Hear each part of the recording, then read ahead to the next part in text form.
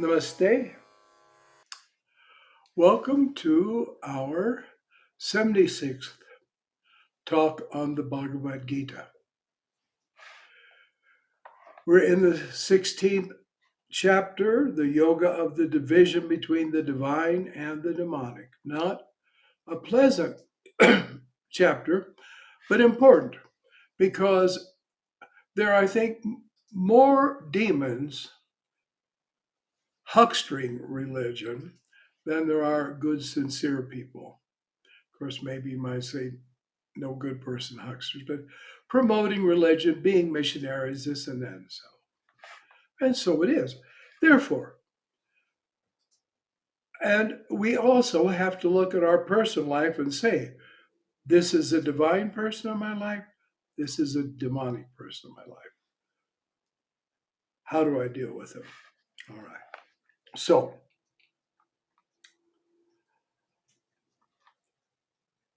we'll start to comment on the 13th verse, but let's go back to the 12th because it sort of dovetails into this. Bound by 100 snares of hope, given over to desire and anger, especially anger and not getting what they want. They seek to gain by unjust means accumulation of wealth to gratify their desires. Okay, now beginning for today. They're saying, today this has been acquired by me. This I shall also obtain. This is mine, and this gain also is mine. Well, this may be quite common to many of us. So they say, I've got it and I'm going to get more. After all, we have to have growth, we have to have expansion. And in certain aspects of business, that's true, and there's nothing wrong with it. But these people, it's all get, get. Never any give, unless the give will cause them to get something back several times more than what they gave. There are those too. So they're always looking out for what next. I knew a man that did nothing but exploit people. A young man. He was supposedly a yogi. He had been a disciple of a super guru. And I mean, when he looked at anyone, it was in his eyes, can I get something out of you? Can I get an advantage from you? I'm not exaggerating. One time in the holy city of Brindavan, I walked down the street behind him, and I tell you that he looked at every single person who he couldn't possibly ever have any dealings with. But he looked at everyone like, what could I get? What could he get? What do you have that I might want? It was frightening, actually, and I'm glad to say it's the only time I've ever seen it in a human being to that degree. But so it is. So that's how they really are. The famous Rockefeller, forget his name, he was asked how much money will it take to make you satisfied, and he said just a little more. And these people are addicts, you see. They're addicts to stuff because they don't really realize their divine self. And they think the more I own, the more I am worth. And the more I am worth, the more a real person I am, which is sad because if any of you ever had to deal with rich kids, one of the saddest things is how their money has taken their soul out of them, taken their life out of them. I knew I've had uh, on various occasions met royalty of different kinds. And I knew an Inca prince. It was from a real royal family, and they were royal people. And he went with me one time to India, and there was this multimillionaire, our multimillionaire's son, American, who was there also, and they'd never met, but Multi came into the room, behaved like a total jackass, of course, as usual, and went out. And when he was gone, the prince turned to me and said, if he wasn't a rich kid, he'd be nothing. And that, unfortunately, is often so with these people. If it's if you take away the money, you take away the wealth or the luxurious situation, you don't have anybody. And the truth is, money is a life energy, but it can be vampiristic. And I have seen people whose money took their life out of them, and they spent their life fostering the money and investing the money and looking after the money. And literally, as people, they were minimal because they were just a balance sheet. That's sad. That's terrible, but it was really true. So, back. This is mine, and this gain also shall be mine. That enemy has been slain by me. Well, often in our modern times, we don't kill people, but we uh, bring about their economic downfall. Or we take what they have in some scheme, which also is slaying them in a sense. We wipe them out. Uh, we pull a clever strategy, and it's to their detriment. I shall slay others too. Another, anybody gets my way, I'm going right over them. They don't physically kill them, but they have in their mind a murderous, exploitive attitude. For I am the Lord. I'm the Ishvara. I'm the controller around here. I am the enjoyer. I am successful, powerful, and happy. Again, we go back to poor old Joe Sistrom, who sat there, chain smoked and shook, literally, and said that he was very happy. I'm wealthy and highborn, they say. Ah, there's that too. You know, I'm of the upper class, you see. And they do that. I've seen some that weren't at all of the class, but they pretended they were, and it could be very funny watching them make a botch of it. So at least they were entertaining. Who else is equal to me? Well, that's right. I don't answer to anybody, right? I'm not lesser than anybody. I'm as good as anybody in this world. Are you kidding? Can you imagine what the world would be if there was nobody better? Yes, than you and I. We may, I hope, as yogis, we're not very bad people, but there's a lot smarter people. There's a lot more capable people. What an incredible idea! I'm just as good as anybody else. Well, there's a level where we're all the divine self. But people that talk like that, they don't have the divine self. In fact, for some reason, the lowest classes in England like to say that a lot. I'm as good as anybody. Yes, I've been accosted by some that wanted to save my soul, actually, one time. All right, who else is equal to me? I shall sacrifice. I'm religious. I don't, I believe in God. Why? I know God has given me all this money, and I know I owe it for God. So, I'm not an atheist. Hmm? I shall sacrifice. I shall give. There are people that do that too. Of course, they only give what will be seen by others. Jesus talks about this type of people. He said they stand at the street corner and they give their alms, and sometimes they have a trumpet sounded, which means, poor people, you can come here and get something. And then the poor flock, and they give them a tiny bit of their wealth, and people stand around and say, What a marvelous person. And they agree. I shall rejoice. I'll enjoy myself. Thus, they're deluded by ignorance. What can you say? Led astray by many imagined fancies. The people build the castles in the air and they think what I'm going to be, what I'm going to get, what it'll be like if it turns out that I've got more money than Harvey down the street, etc. You see. And they think I'll do this and I'll go there and I'll have this.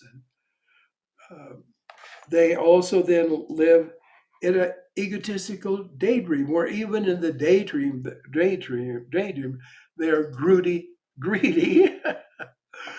They are, and grody, as they are too. They are greedy people and arrogant people. And often that's all they've got. So then, addicted to the no, sorry, let's go back. Led astray by many imagined fancies, caught in a net of delusion. The poor people are actually addicted, and they too deserve pity and compassion. But it's kind of good to not have to go be around them and deal with them. Caught in a net of delusion, addicted to the gratifying of desire. It isn't even the objects that they get that satisfies them. It's I've got it. I took it. It's mine. And there are people that hoard money and live like paupers. There are people that literally hardly eat anything. They get skinny and their health is bad and they've got lots of money, but they just can't let go of it. I don't know if I've told you this or not, but I'll tell it again um, if I have. An aunt of mine worked for a very, very wealthy family. Actually, they were part of the family of Sir Francis Drake, but they've become displaced to America. They lived in a tiny town of 200 people, which made my town of 450 people seem big. And it was in the middle of nowhere, and nothing was going on. And then here was the Drake family. And they lived in this marvelous mansion. They gave so much money also to their church. And there was like a funeral chapel in the local cemetery. And the diocese of their particular church every Sunday sent a minister to that little chapel, and nobody went but Mrs. Drake, Mr. Drake, and their chauffeur, who also happened to belong to the same church. And so every Sunday, a minister came all the way from the capital of the state to have a church service just for them. Think of that. And it was their habit to take communion. And they would take of the bread representing the body of Christ, and then wine actually representing the blood of Christ. And in their church, they believed it literally was. And that's a whole thing I don't want to get into. But sometimes it is and sometimes it isn't. But anyway, they would do that. And so, of all things, the chauffeur, you see, would drink from the cup before Mrs. Drake would have it. Apparently, they had the idea they give communion to men first before women. And so she wouldn't then drink out of it because of the chauffeur drank. You just never know what he might have, you see.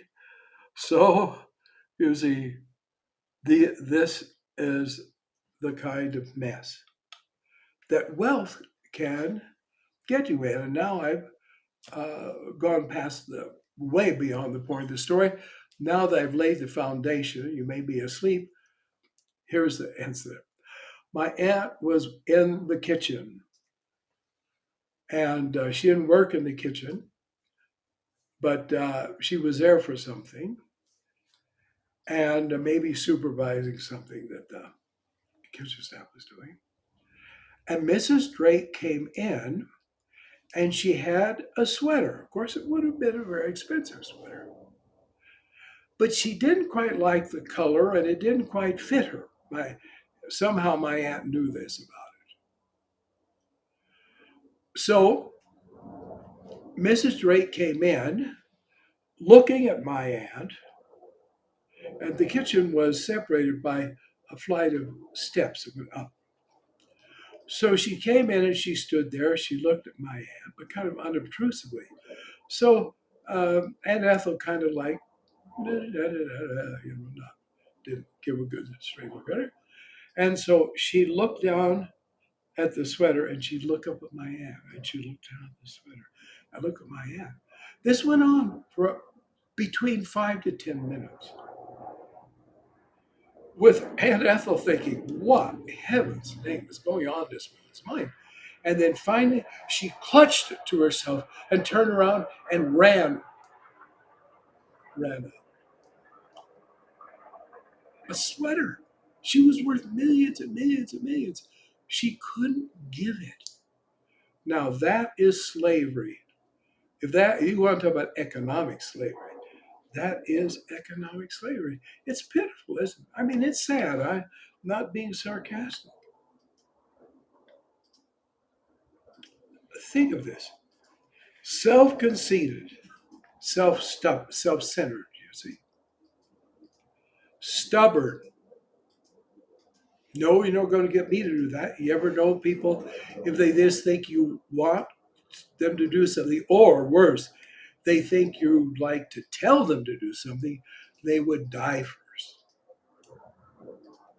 And also, even if they know something they're going to do is foolish, they won't pay any attention. It's like, after all, they have their self-respect in their wrongdoing, in their ignorance, in their defilement, and so they hold it.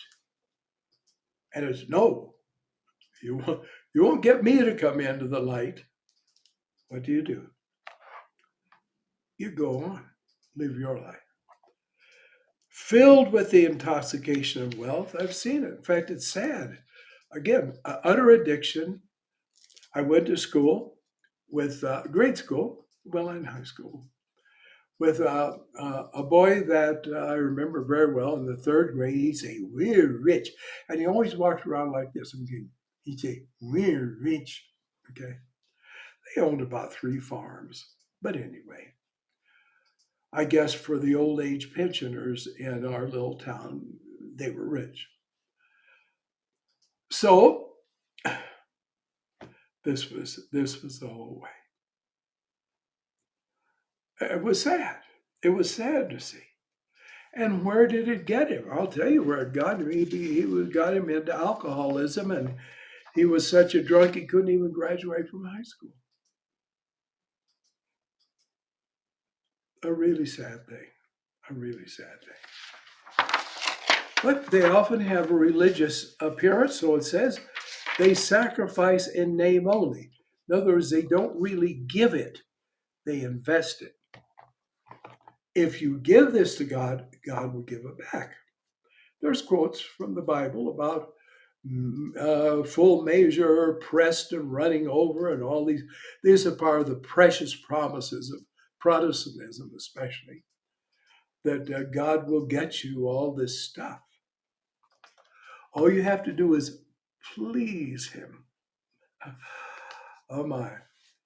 So it's in name only, for show, not according to the prescribed forms. There are right and wrong ways to do things, and when they're done wrong, then there's no virtue, there's no punya, there's no merit, there's no positive karma to it. In fact, it's negative karma. So a lot of people can just give charity, give charity, give charity, and they're just digging a deeper hole for themselves. I mean, it's kind of horrible to think of, but it's true. I've known people like that. A lot in India. So I actually noticed that we're at the end of the allotted time. of me speaking mean about such rotten people. Some of them are trapped and they are sad, and we should feel for them and even pray for them. And then a lot of these people, nope, whatever bad thing comes to them, as we say, it couldn't happen to a nicer person. But let us be sure that in no way, not even intellectually or philosophically or religiously, are we like this. Until next time, namaste.